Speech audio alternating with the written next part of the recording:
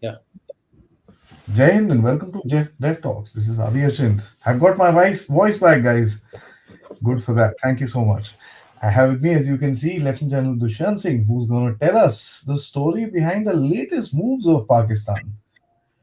Saudi Arabia and UAE itching to give some help, and but Prime Minister Shahbaz Sharif is looking towards India. Sir, good evening. Welcome to our first live together. And what's happening here, sir? Pakistan seems to have had a stroke. good evening, Adi. First of all, thanks a lot for inviting me back on your channel. Yes, the global order is taking a churning. But before I, come on to your question directly, I would like you to, show a few maps where I can put the whole thing into a perspective and context. Gentlemen, if you see this map, it shows the Islamic world in its entirety, extending from east of west of Africa right up to Indonesia. In the north, it is going into the Central Asian part of Asia. Uh, and in this entire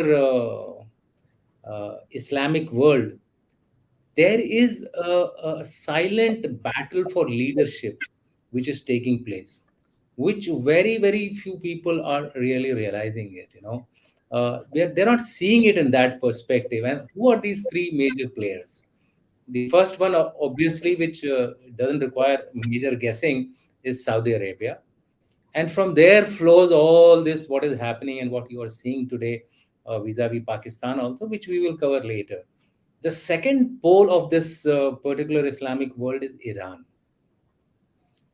Now, Iran and Saudi Arabia's rivalry is fairly well known to a lot of people. So, therefore, it would not require much of a guessing why they are opposed to each other. However, I will cover that in the subsequent maps. But the third pole, which is emerging in this whole Islamic landscape, is Turkey. Way back in 2018, Erdogan had stated that Turkey is the best poised country to lead the 1.8 billion Islamic population of the world. And why does he say so? Here, I would like to very briefly touch on the history of this Islamic canvas. You see, till about 1924, when Mustafa Kemal came as the leader of Turkey, who actually established the Turkish Republic, he abolished caliphate. So till then, Turkey was known as the Ottoman Empire, and it was kind of considered as the ruler of the Islamic world, which extended right up to Indonesia in the east and Africa in the west, including it has now started making inroads into the various countries in Europe, as we are seeing, whether it is France or Germany or Spain or Belgium. So, however, once the caliphate was abolished and the oil was found in the deserts of and Western Asia, it is at that time that Saudi Arabia hit riches, and it realized that with Mecca and Medina being part of Saudi Arabia, it actually has a legitimate right to be the Islamic world leader, because after all, everybody, every Muslim, whether he is in the African continent or in the Asian continent or even in Americas, they all come to Mecca and Medina in their life once at least. Now, that is a very strong factor which has actually led to Saudi Arabia staking its claim for Islamic leadership. In fact, immediately after the abolishing of caliphate, they started working towards this direction, which Hmm. is not right at all. And I think uh, they were well on this road of leadership of the Islamic world till the 1979 revolution happened. That changed the whole canvas of the Islamic world. What happened in 1979? Well, bulk of the countries, if you see, of the Middle East are monarchies. It is the Iranian Republic, which Iran, which got a theocratic kind of a government. There was a revolutionary. uh, group of people who took over the and took over the rule, and clergy somehow became the ruler of Iran. Now this is in conflict with what the most of the West Asian and Middle East countries are, except barring of course for Egypt, etc. The bulk of them are all on a kingship basis. Whether you take, for example, Saudi Arabia, UAE, Qatar, you name it. There are a few exceptions, but that is always there. But they are of aligned somehow to the Saudi Arabian line of thought. However, theocratic challenge, the Saudi Arabians saw the result of this in 2011 when the Arab Spring took place, and that actually kindled this thing that Iran is really a threat for Saudi Arabia. The second reason why Iran and Saudi Arabia are opposed to each other is obviously known to everybody, which is that Iran is a basically Shia country, and Saudi Arabia is essentially a majority Sunni country. Now, I would like you to see two maps. First map would show the Sunni population. You know, the darker areas are heavily majority Sunni, which is Saudi Arabia, UAE, etc., and Egypt. In this, even Syria has a fair amount of Sunni Hmm. population, and so is the case with Iraq and Iran. However, if you look at now the map of Shias, you see a reverse story. Look, the colors have changed. The darkers have gone to the north, and the lighters have come to the south.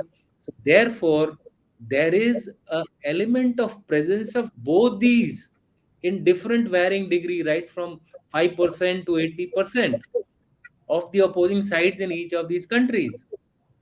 So there is this tussle going on. Like for example, Iraq till Saddam was a Sunni ruled Mhm. state. Mhm. Now it's a Shia heavy state, and therefore there is a natural affinity of Iraq and Iran to be together. Earlier, when Iraq and Iran were fighting with each other, Saudi Arabia was plumb because there was a buffer state in between. The Persian Gulf War was taking place away from their shores. That is not the case now. And if you now put the Turkish angle into this, then you will realize that the first map which I had shown you, how Turkey is now taking advantage of its advanced technological threshold. It has better relations with a number of European countries. It also has kind of a working relation with Russia. So therefore, it is claiming itself to be some kind of a pivot which can actually balance the Islamic world. And hence, Erdogan has gone on record to state this statement, which I earlier mentioned, that they are the best suited in the future to lead the Islamic world, comprising 1.8 billion. This was in 2018. The figures would be only increasing if you go by the ratio of population multiplication, which is around 1:4. So therefore, the numbers are only going to increase, not going to reduce. Most of the population is aging; it's going down, but the Islamic population remains younger and remains increasing, ever increasing. I mean, if you go by there is a population map, it would be a positive increase as far as they are concerned. So this is the overall, canvas in which these players are playing. Where does Pakistan fit? Can you just show the next one? Here you see the sides which are supporting each other. So you find that Saudi Arabia has a clear camp and Iran has another camp. In this, Pakistan is a crossover from Iran. You see, so Saudi Arabia, why Pakistan is important? You're getting my point. Pakistan is on the in the neighborhood of Iran. Hmm. It is strategically located. Southern part of Pakistan and Iran are common, Baluchistan area. Afghanistan is a pro-Pakistan, or I won't say as of now the situation of Pakistan and Afghanistan going into doldrums, but still, I mean. There is a fair amount of working relationship going on between Pakistan and Afghanistan, and Saudi Arabia would like that relation to become better, because then it checks Iran, its leader, and it forces Iran to look eastward as well, and not only Mm. focus on Houthi rebels, which are troubling Saudi Arabia for the last 4 years, 6 years. 6 years. Mm. See, Saudi Arabia is really suffering. It initially thought that it would be able to deal with the Houthis easily, but that's not happened. And there have been continuous attacks on their oil fields, etc. Armaco oil field attack, everybody knows about it. Uh, Saudi Arabia Iran story is now very clear as far as Pakistan is concerned. But if you look at Turkey, now Turkey also has an excellent relationship with Pakistan. Turkey called for a meeting of 59 Islamic countries when during 2018, when there was a killing by the killing of the Lebanese, killing in Lebanon, where it called for protest against the killing by Israelis. Israelis had killed some Yeah. people in Lebanon. I think I'm getting the total number, but that they seized that opportunity to call for the meeting of Islamic countries, that to 59 countries. So somewhere there was an effort to snatch the chair from the underneath So the Iranians as well as the Saudi Arabians by Turkey. Pakistan invariably has a very long relationship with Turkey as also with Saudi Arabia. But Pakistan knows the strengths of both. While economically Saudi Arabia is definitely a yes asset for Pakistan, for technological and military effort, it needs Turkey. In fact, their relationship goes almost equally about 50 years back, both with Turkey and Saudi Arabia. And there you can find a clear divide. The military for high tech training and other equipment help has relied upon Turkey. For economic help, it has relied upon Saudi Arabia. So then one may ask, as to leadership aside, I mean, leadership is one issue, but leadership aside, what is the interest of Saudi Arabia in Pakistan? The question of today's discussion. Pakistan has a lot of interest. I mean, I don't have to repeat those points. 6 billion foreign reserves, capable of only buying 1 month of import. Inflation has touched the roof, hit the roof. The floods have amounted to about $30 billion of loss to Pakistan.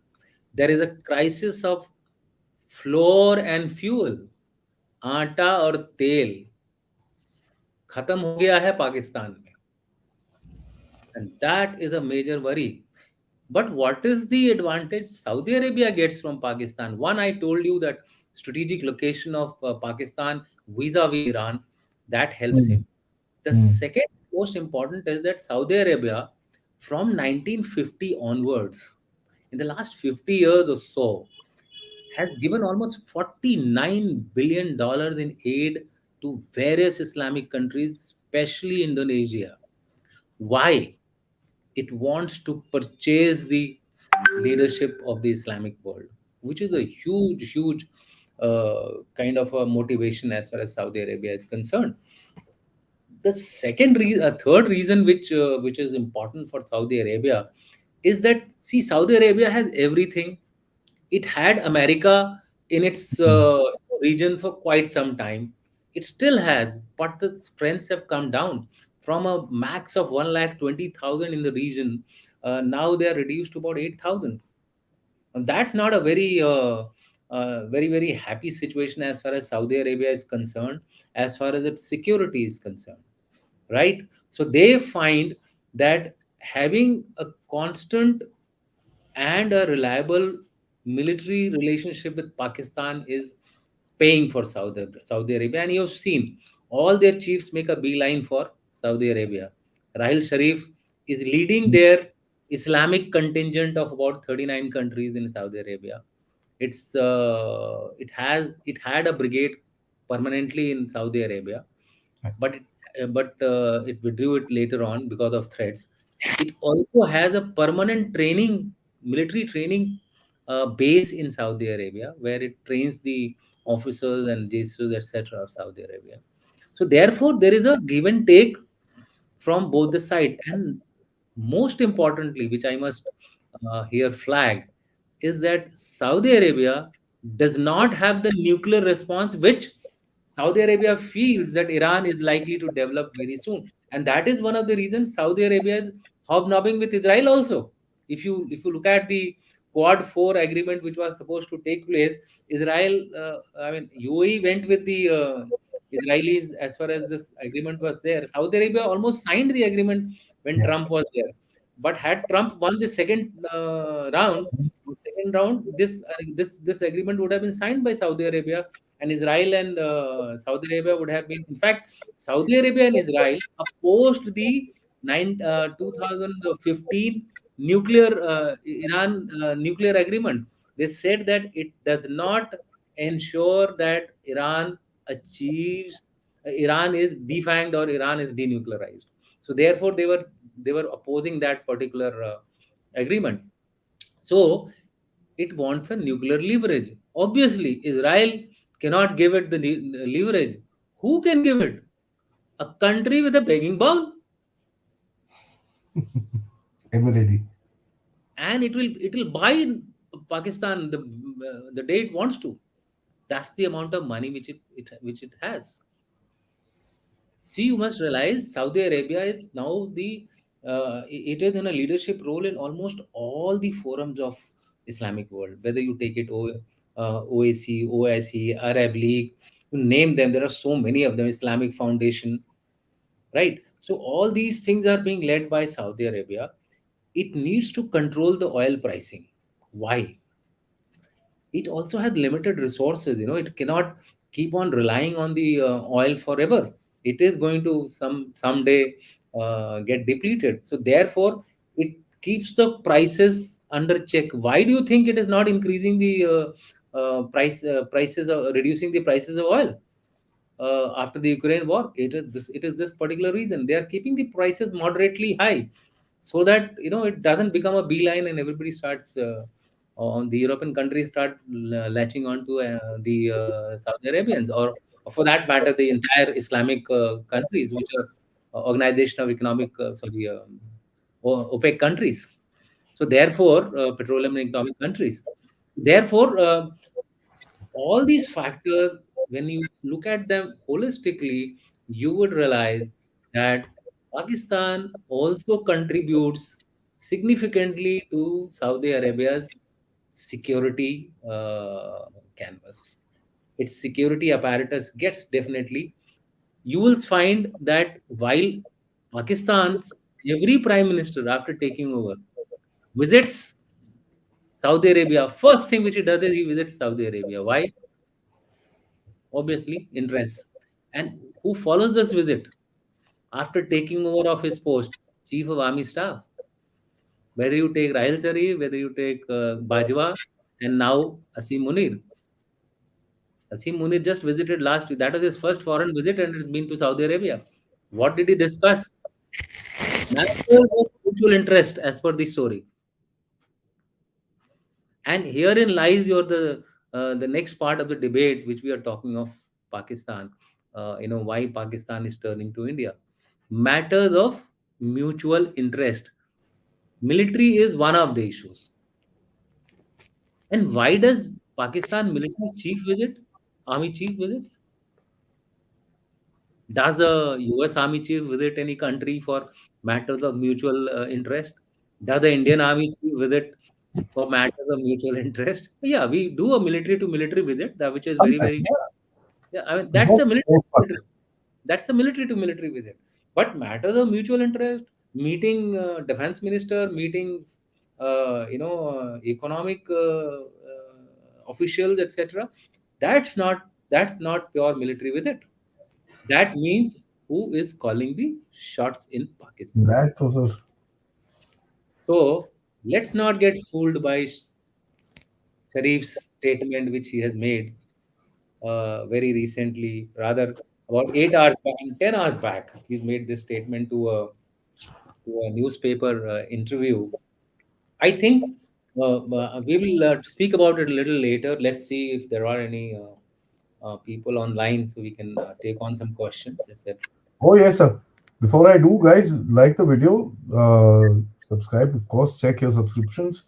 If you can, please do help out the Dev Talks effort with your contributions. All of them help. We are in the race to 10,000 subscribers, which should happen anytime soon. We're touching 9.5, so spread the word.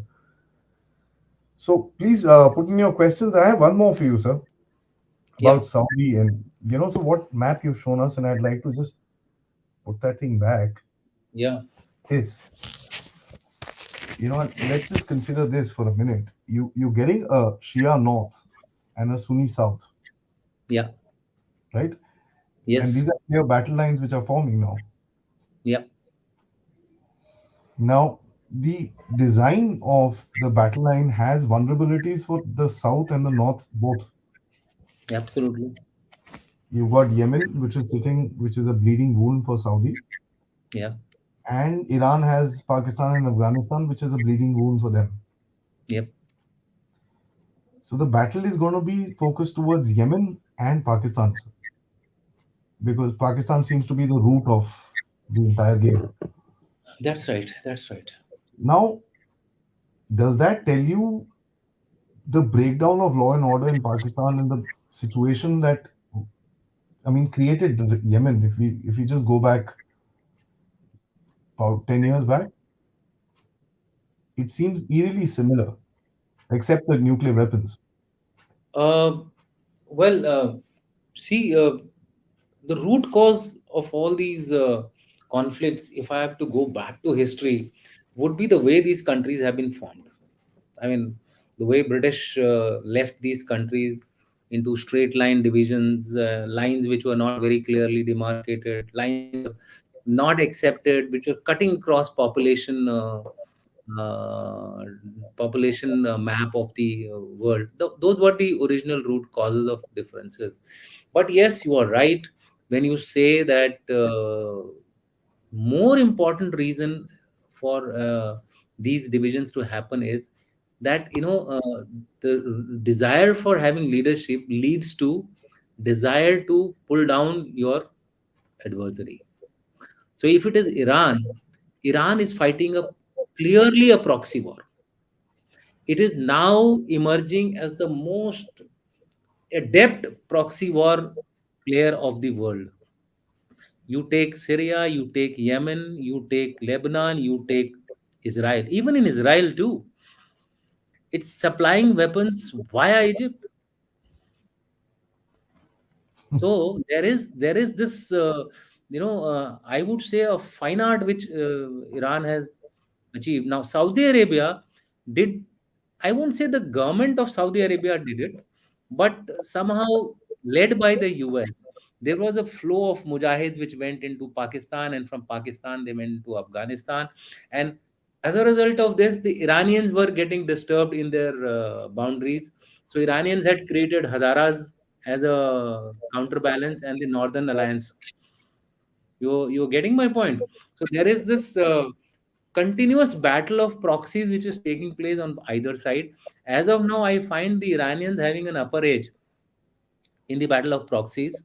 The Saudi Arabians, because of Pakistani situation getting under very precarious situation, the Pakistan's internal security is not to the liking of the Saudi Arabians, and that is also one of the reasons why they are willing to support them economically, right? If they don't support Pakistan economically, they would not be able to deal with Balochistan, and if they are not able to deal with Balochistan or the TTP, Iran will automatically keep surging ahead in these areas because Balochistan gets support from Iran, and that maybe the population is not of the same sect, but it's a tactical alignment. Like for example, if you see, TTP 3 days back has announced the merger of a Baluchistani faction with TTP.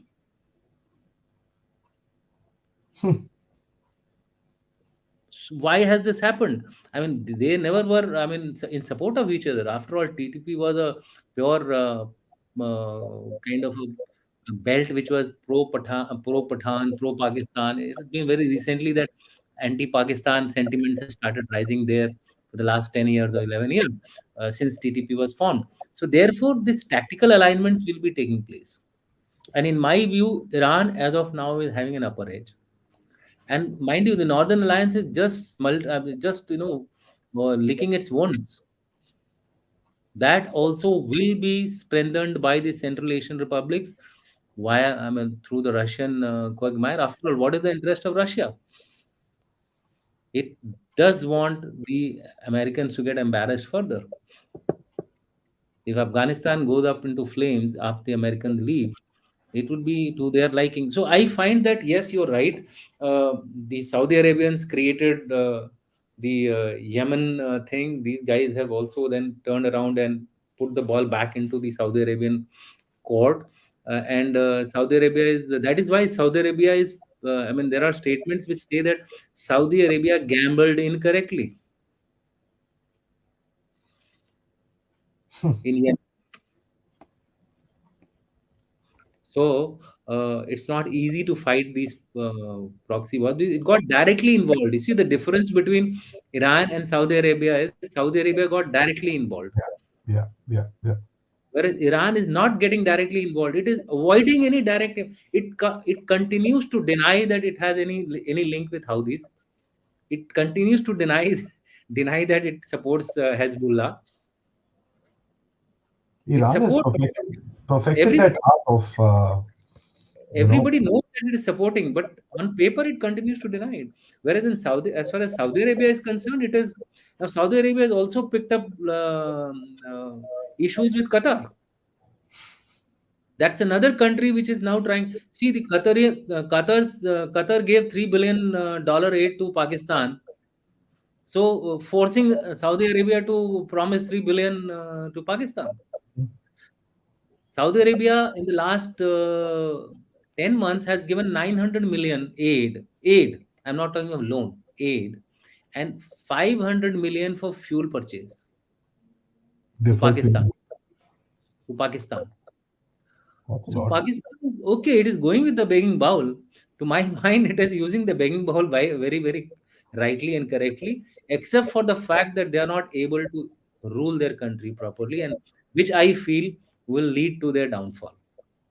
If they don't manage their internal security, which is a topmost priority. If I were a, I mean, if one were to look at Pakistan as its ruler, today Pakistan is in shit because of the way they have created this whole conundrum of playing proxy with terrorists.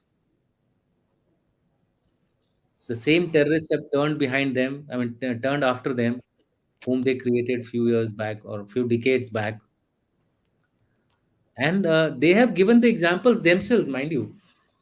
If Taliban has succeeded in Afghanistan, it has given the TTP reason to say that yes, if Afghanistan can be a Sharia ruled state, why not Pakistan? And if Pakistan can support there, why not to TTP? Yeah. I mean, see, Why that's the hypocrisy of the whole situation which comes out, sir. and That's the fun Pakistan part. in that part is Punjabistan, and Punjabistan, to my mind, behaves like the Indians. They would not like a theocratic state to be overtly at least. Indirectly, yes, Ziaul Haq tried to establish some kind of a theocracy in the military also, but all that went off with his death. It is not so seriously observed. It is observed, but not so seriously. I've seen whenever I have visited abroad and I've met these guys. Uh, I mean, it's there. It's there openly. It may be there, but underhand they are all indulging in vices as we do.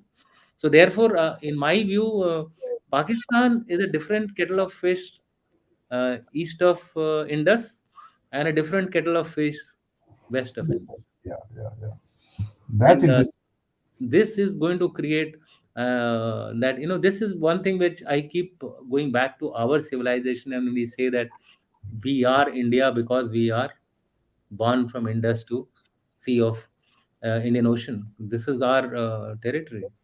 This is our hub, and from here we have expanded towards Kabul or towards Nepal, Tibet, or for that matter in the east towards the Indonesia and Malaysia, etc. There was a core Bharat and a Akhand Bharat. Yeah. So our core Bharat remains here. Akhand Bharat can get broken, by very small little frictions here and there. What happened to Indonesia? If you read the Saudi Arabia Indonesian conundrum, I mean, they really worked upon Indonesia to totally become the country what it is. Pakistan, unfortunately, did not Yeah. Didn't evolve. didn't put that effort. Yeah. It did not evolve itself in that kind of Indonesia has created a happy mix of both Western as well as Islamic Yeah. culture.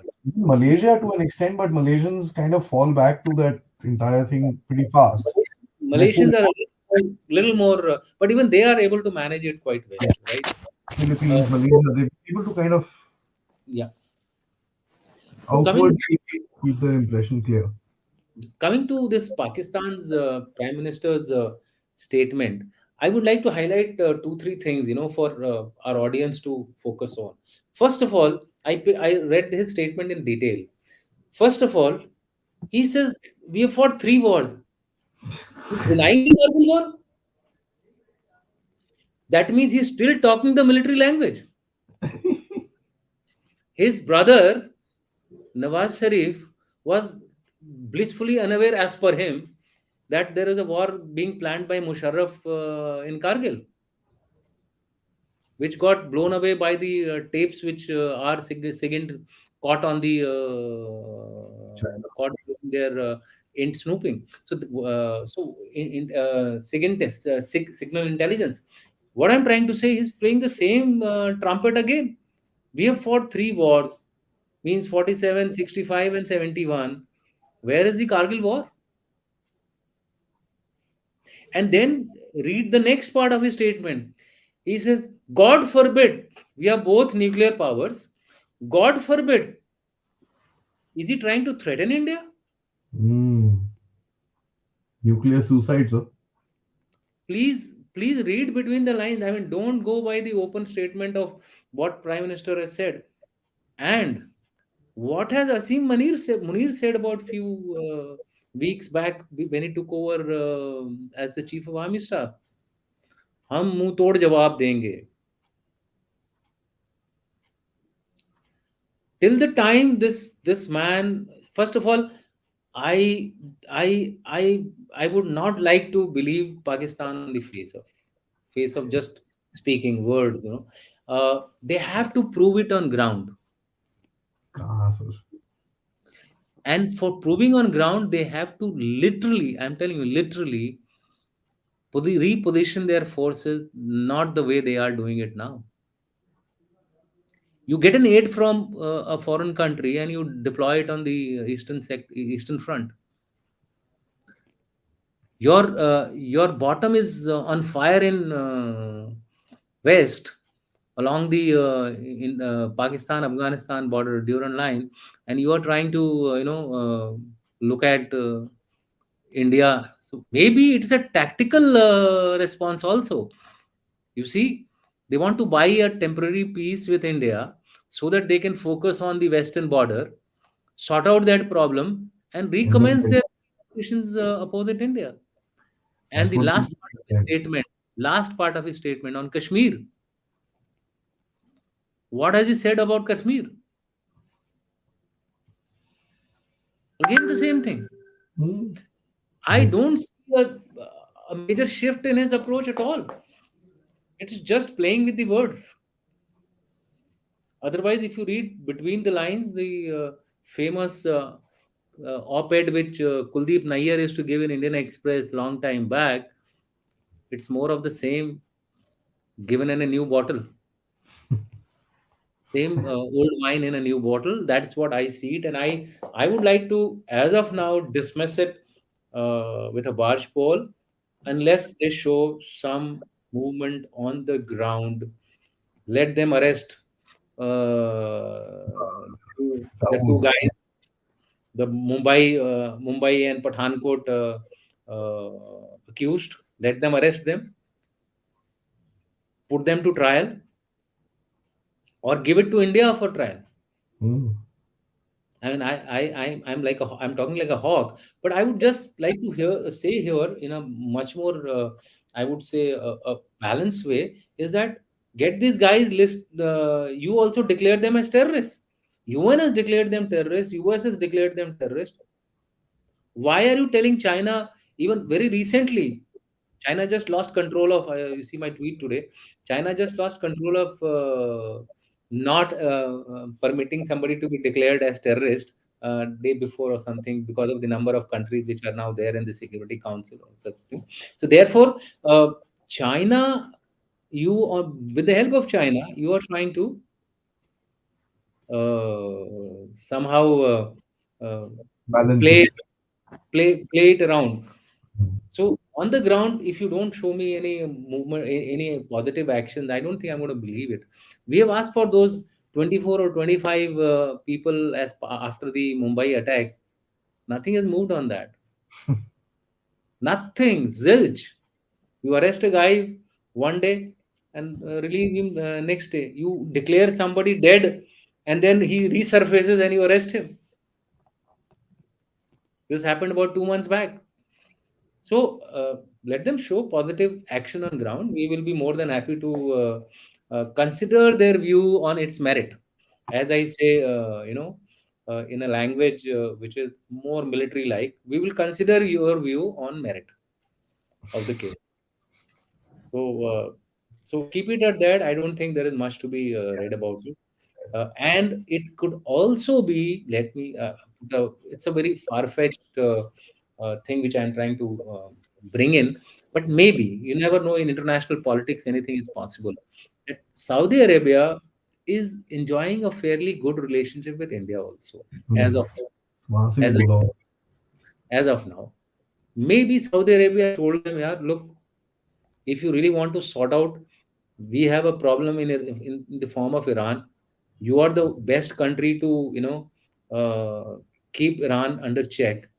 You please have good relations with India, or start mending your relations with India so that you can focus on the Western front and resolve your internal security matters. So a Saudi Arabian pressure could also be not ruled out. A US pressure could also not be ruled out because it is trying to uh, get help from anywhere and anyone. The next country, see, Bilawal Bhutto tried his first. He went to US only to get some succor. It didn't happen. So maybe the next visit of Shahbaz Sharif would be in US. I He's think he's making a just covering up.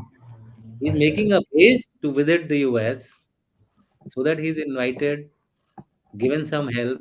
Although they're already Americans are already giving them help, Yeah. unfortunately, the aid which they have got of from the Saudi Arabians, that has been okay. Qatar is okay. The IMF has stopped its, I mean, held back its second tranche of 1.8 billion. Why has it done? And they're sitting in Bangladesh, by the way. Yeah, and they have put a condition. The IMF has put a condition which Pakistan is not accepting. So if you are not accepting an IMF condition, I don't think your attitude has really changed. You don't consider 1.8 billion as big money, whereas you just have 6 billion in your body foreign exchange reserves. So I mean, there is a lot of distance between the, you know what they are saying and what they are doing on ground. Oh, absolutely, sir. And I think it's also a bit of a cover up. You know, Yeah, recently Bilawal Bhutto tried to justify what he said by saying, no, no, I meant what I said. yeah, किसी ने बोला होगा इसको यार तू थोड़ा ठंडा कर बेवकूफ. Why are you already opening up another front there? yeah, Just calm it down a little bit. yeah, So I think and it's more of a gestural thing to satisfy a couple of things around the place. Yeah, okay. Hang on. Let's not go beyond our book. We are gonna sink ourselves. Let's not kind of correct. accelerate the sinking. Also, China visited Saudi Arabia Uh, That was China, important. So, China and Saudi Arabia are in a, relatively more closer relationship as far as I mean, when you compare it in the current state with as far as US is concerned, US Saudi Arabia is concerned, they are still okay. They, although the prince gave the statement that we have good relations with both US as well as China, but on ground, what indications are that they are tilting towards the Chinese and the Russians, as you also I think told in between. So that could also be one of the factors which the Chinese, because you see the very recently after the Yangtze incident, the Chinese have also started toning down a little bit as far as India China relations are concerned. But India, again, as of now, will not be biting the bait unless there is positive movement. And for India, China positive movement is, you go back to your places and not remain just 3 kilometers behind or 2 kilometers behind. So there has to be some positive movement. Then only you can progress international diplomacy. See, and we have a foreign minister who's I think watching very closely all these developments more than us, and so therefore we will not see a action in a hurry. We will yeah, not see an action in a hurry. absolutely, absolutely, sir. We will not see the Indian diplomacy jumping on this statement of Shahbaz Sharif. I don't think there'll be any reaction, sir. Yeah, they Knowing would be Indian diplomacy till now, there's going to be like just they would be just waiting and watching. Let's see what more he next, does. next. And there is Let's an internal pressure in Pakistan also. You see, you keep hearing every time now in Pakistan, Modi ko dekho, what is he doing? Look at India.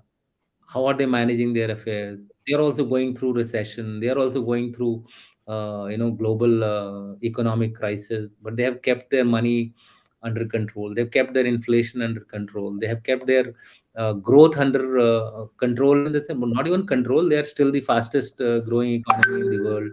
So there are so many other things. The per capita has now jumped beyond $7,000, which is a fairly good amount. It used to be 1,000. I remember a long time back.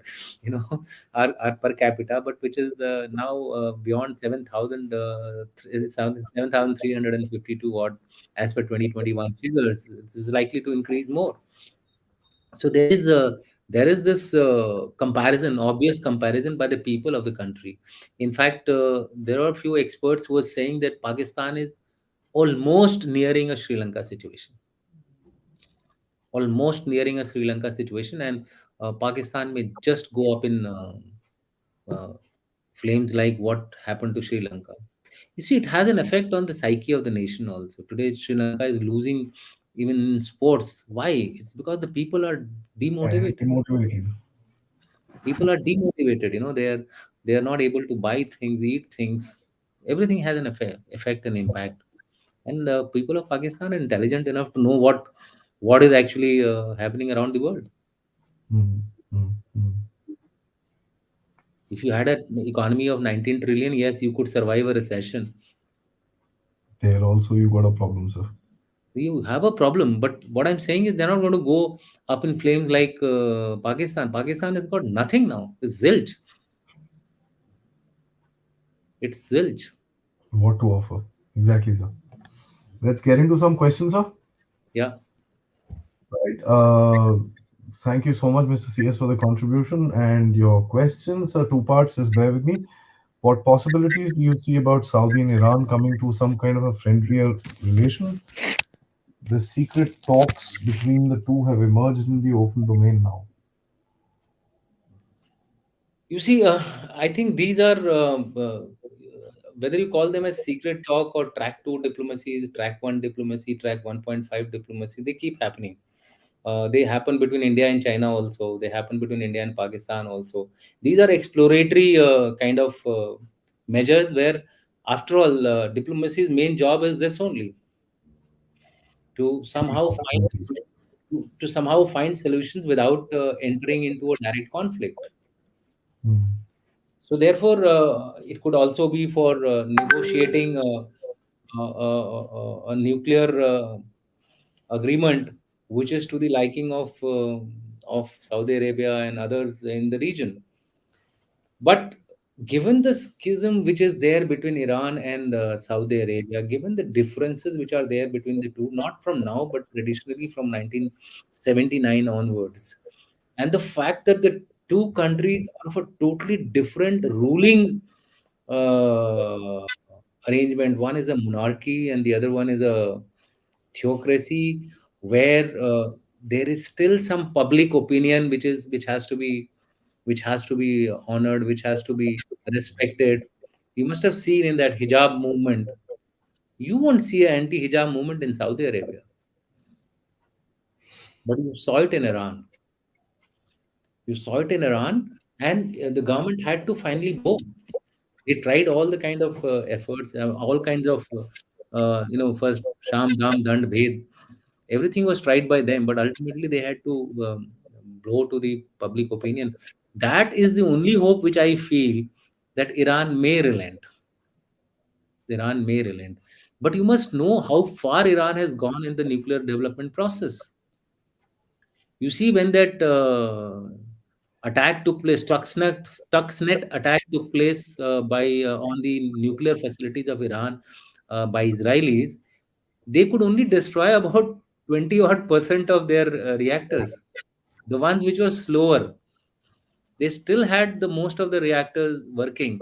What has Israel done thereafter? They have killed five of their top people working in the nuclear, including their boss, Brigadier Saab.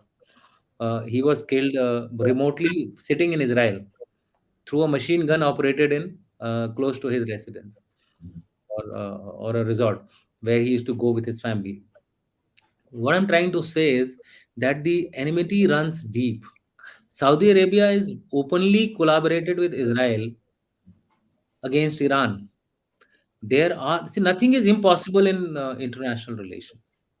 But given today's situation, given the fact that Iranians are continuing to support the Houthis, maybe these talks are just to manage the Houthis. So we should not read anything more than tactical parlays to uh, take step by step improvement in their relationship, and especially the immediate worry of Saudi Arabia is the Houthis. A lot of their oil facilities are being attacked by the Houthi rebels, which is a major loss to Saudi Arabia in terms of revenue, in terms of peace and security. They have to feed a fairly large contingent of the Pakistanis who are there, providing them security, advisory, etc. They are hosting a Pakistani chief there permanently. And on what conditions and ground would he have gone there? In Pakistan, he's considered as an unchallenged king of Pakistan. So there also he would be living in the same kind of. What I'm saying is that these movements have to be seen on ground to believe whether there will be a positive chance for a good relationship between Iran and Saudi Arabia. And historically, you've seen even in India, Shia Sunni rivalries have always been there. Within Pakistan, Shia Sunni rivalries are there. Within Iraq, Shia majority, and that is why they are ruling today. But there are Sunni terrorist groups which are Okay. operating against the Iraqis, and which are a problem. I mean, after all, ISIS K is against Iraq because of what? It's basically Sunni rivalry. Yeah. So Shia Sunni divide, the location of the Persian Gulf, the control of the Persian Gulf today is a major issue. If Iran is seen to be actually interfering in the Persian Gulf traffic of oil, it will not only invite Saudi Arabia, it will invite the US, the UK, and the Everyone. EU. EU, everybody will go up in arms. So therefore, there are a lot of balancing. There are a lot of forces which are acting against each other out here. Uh, uh, take it as a kind of a tactical negotiations for tactical aims and gains. And to most likely, it would be on for the Houthis management of the Yemen situation. Jan Narayanan, who's there with us, he says with internal political flux, it's a throw of the dice by the Pakistani rulers. They know India wouldn't bite this bullet. They can prime this to get an anti-India plank to counter Imran Khan's perceived pro-Modi stance. Yeah, this is a new angle which General Narayanan is trying to bring in, because Imran Khan has been in the last few months talking or singing about Modi, and trying to tell the public of Pakistan that there is a model next door which you should follow. He's trying to And sell himself as that. Uh, yeah, so Shahbaz Sharif is probably going a step further by going ahead on that perceived roadmap which Imran Khan was trying to raise, by actually approaching the Indians. But to my mind, we won't bite the bullet, and they know, Rajiv Narayan is right that India won't bite the bullet. So it's a statement amongst many statements which the Pakistani prime ministers have been making it. Let it come from the army chief. I think we will have a little more clarity on this.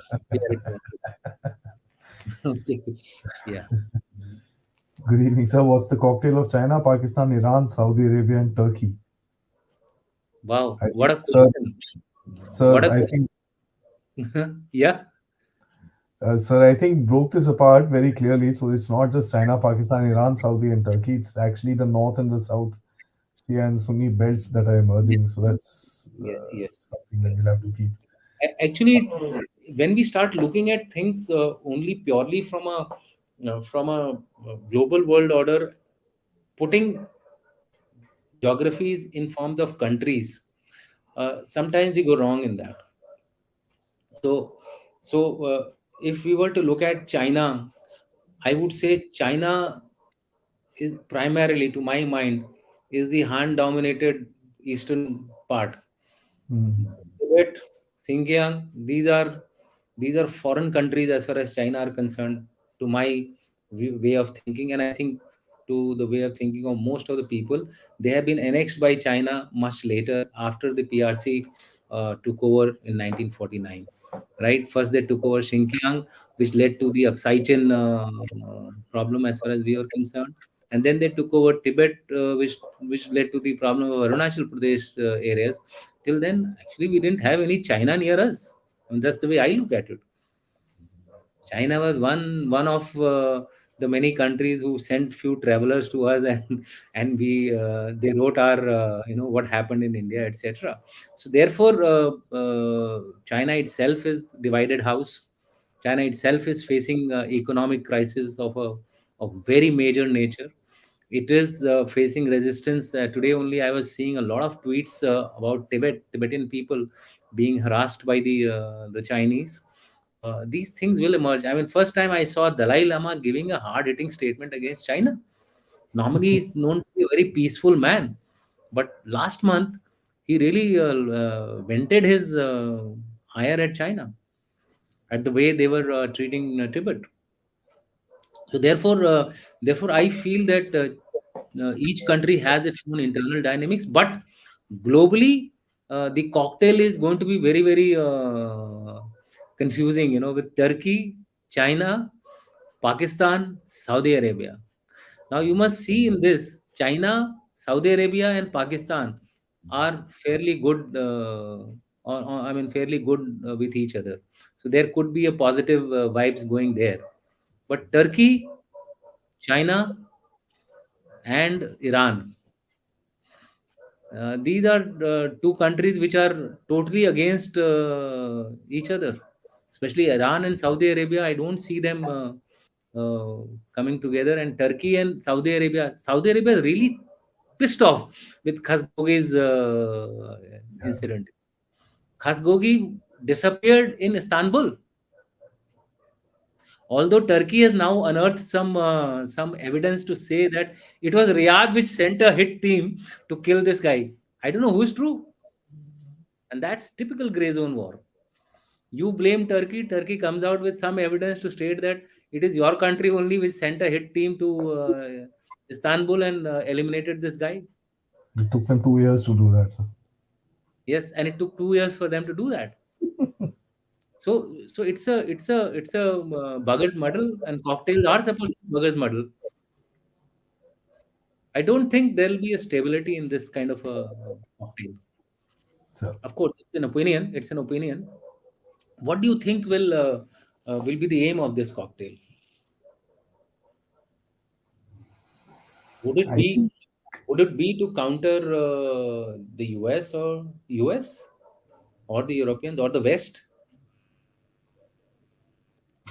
But Turkey is deeply involved in NATO.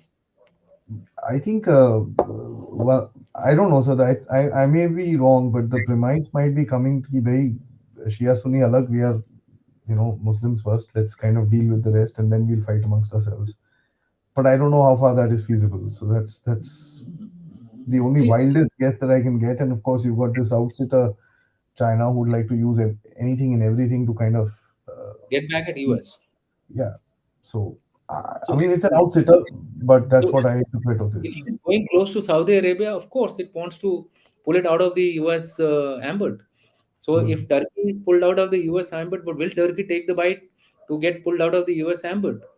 Oh, Turkey is very, very. I mean, it was one of the older members of NATO, and for it to suddenly jump out of it, or even show it does go at variance to NATO on many occasions, but it has always stopped short of precipitating the arrangements. Like it didn't favor initially the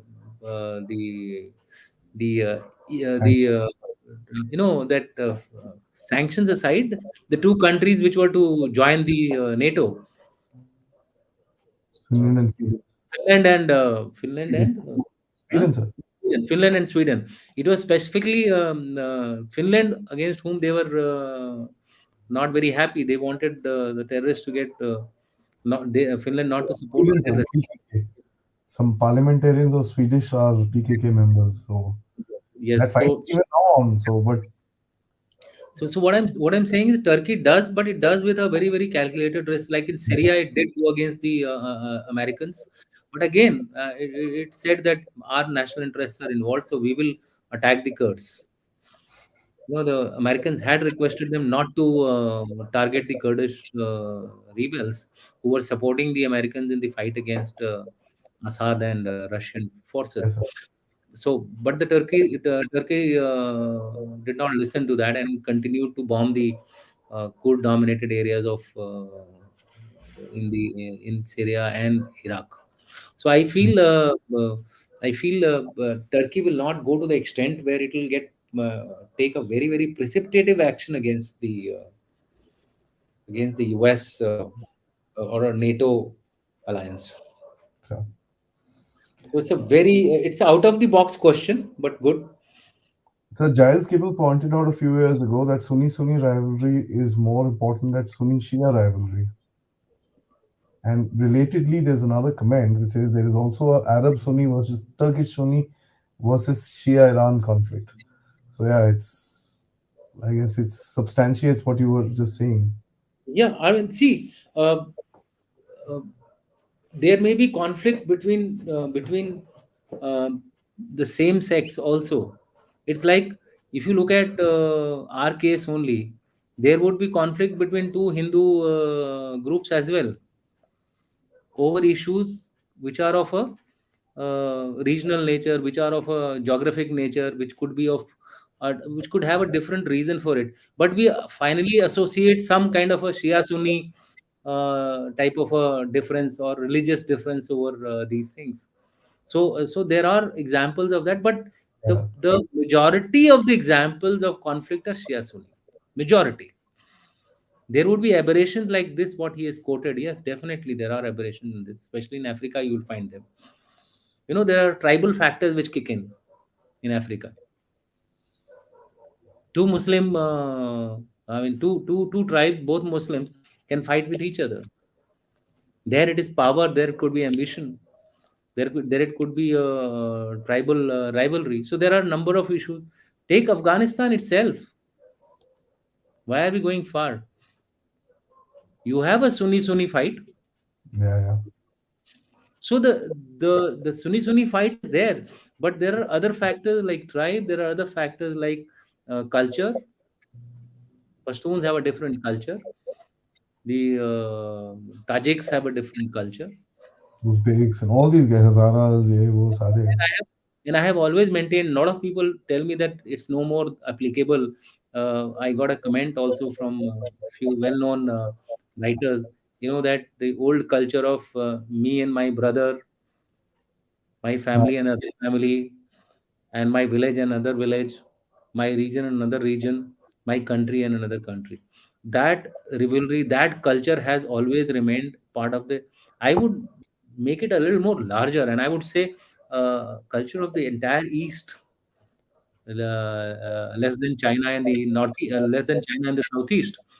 Even in India, you would find a similar kind of a narrative going on, that when it comes to India fighting Pakistan or India fighting China or India fighting any other country, the entire country gets together. They forget their differences. But lo behold, war gets over and then you start having fights amongst yourself. तूने ये Did you? बोला, मैंने ये बोला, and all that. Yeah, of course, of Did you? course. We did better. You did better. And things of that nature. But yes, aberrations taken, accepted. But underlying causes are more than one. So, An ideology binds, but ideology need not be the only cause of a particular conflict. indeed, sir. Pakistan is willing to talk to India again. Are we anticipating another major terrorist strike in India? Oh yes, oh yes. I would not rule out any possibility. Any possibility. Lull. You remember uh, when the surgical strike had taken place? A few days before that, Modi was in Chennai and he was making a statement to the youth of Pakistan. Hmm. You remember that statement? इसमें मत लड़िए, आतंकवाद से दूर रहिए, फलाना ढिमकना. You know, Yeah. he was trying to send out a message that, let's leave, let's oppose terrorism, follow. I mean, it will be in the overall benefit of both India and Pakistan. And next day, there was a surgical strike. So, and what happened in Lahore? Are we forgetting Kargil? And that's why I said, why didn't he mention the fourth? He just mentioned we have fought three wars. He did not mention about Kargil because they don't consider Kargil as a war. Yeah. They still think that Kargil was a internal uprising. That is the In way they spite claim. of in That is spite of why, their own army no, chief saying it, ये मैंने करा था. yeah, that is why they are not saying it, because if they say it, they will accept that it was a war fought by Pakistan. Yeah, yeah. So they still are in the gray zone. And what happened? We were doing a Lahore bus yatra when Kargil was being schemed. Already in action, sir. Absolutely. Atal Bihari Vajpayee was probably thinking of a Nobel Prize after that, because he had stated that my dream of life is to bring peace to India and Pakistan. Yeah, yeah. That was his dream. He wanted it seriously. He wanted it. That is why he was trying anything and everything. It looked. I mean, he had limited lifespan that he knew. So he was thinking कि अगले 3-4 साल में मैं India और पाकिस्तान को दोस्त बना दूंगा. But we had Kargil. So what? Who was asked this question? So in fact, I would tend to believe in this thing, that, and let's keep our guard up. That in any case we have to. That in any case we have to. That I've been saying right from the beginning. Yeah, there's no question about that, sir. Yeah, yeah. So that's Sir, good. Yeah. last couple of questions, sir. Pakistan PMO office has given an explanation that Sharif didn't mean it, and I just double checked on that. There's a tweet which says Prime Minister is always. I'm just reading it out, sir. The settlement of Kashmir dispute must be in accordance with the UN resolutions. Pakistan made its position very clear. I'm just kind of paraphrasing here, and he says that the Prime Minister's position is very clear in his interview, and we've been always open to talks. So there you go. Yeah, that I told you right in the beginning. Yeah, I mean, this clarity had to come, and that's why I said let the Pakistan army chief say it, and army chief has just said it. He must have told the ISPR, please give a clarification. Although it's written as PMO secretariat, he would have informed the PMO secretariat. उन्होंने clarification दे दिया है. So nothing new about it. Let's not be overjoyed with this situation. I think for us it's business as usual. Be strong on our borders. Be strong internally. Look at your internal fissures which are there in our country. Continue to mend them. That's the only way we can prevent from being attacked internally as well as externally. And be offensive in our approach. I mean, I don't see a defensive approach ever succeeding. Your defenses will get breached sometime or the other. And Oh, how do you absolutely. become and how do you become offensive? Is keep at it. You should not leave a small you Yeah, small yeah, a small infringement unpunished. If it is absolutely. if it is a smallest little thing which happens on the borders or anywhere within the country, it must be immediately punished, and punished properly. So, on They the must same be. line, sorry, on the same lines, there's just a comment which says Shahbaz Sharif is pursuing peace is a complete farce. They just want to grab headlines and attentions, and then pass the blame on Bharat for being a hardliner. Absolutely, absolutely, absolutely. You see, everybody wants to prove that India is not keen to take take part in talks. I say we are not keen. We have given you a condition to talk, and the condition is you show some movement on ground, show some positive actions on ground. We will talk to you. No talks with terror. Simple. The Absolutely, dialogue is very simple. We've also and created a marketing jargon for them. Okay, yeah, no yeah, talks with terror. Khatam. absolutely. For 46,000 people have died in Kashmir,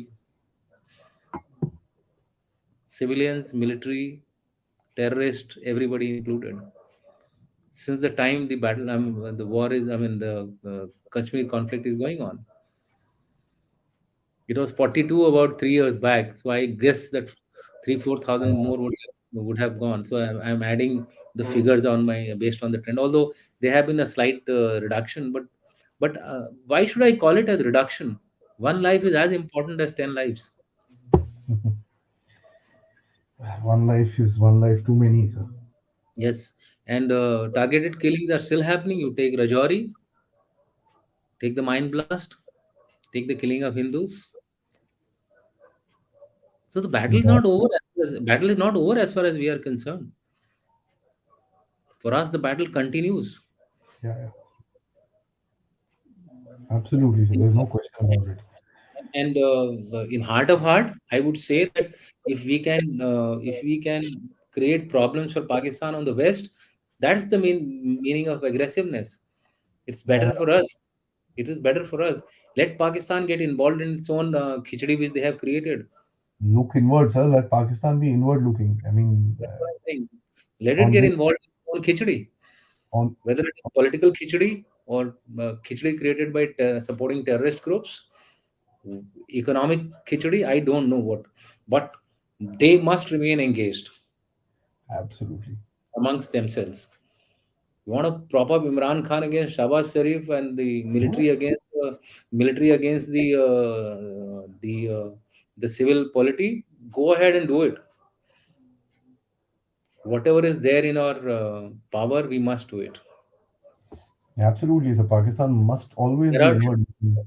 there are enough countries to ensure that Pakistan remains alive. Like I told in my last uh, program, that there are many people who will keep giving liquid oxygen to Pakistan, Saudi Arabia, China, US, Qatar, World Bank, IMF, World Bank and IMF, because they act upon the US Yes, directions.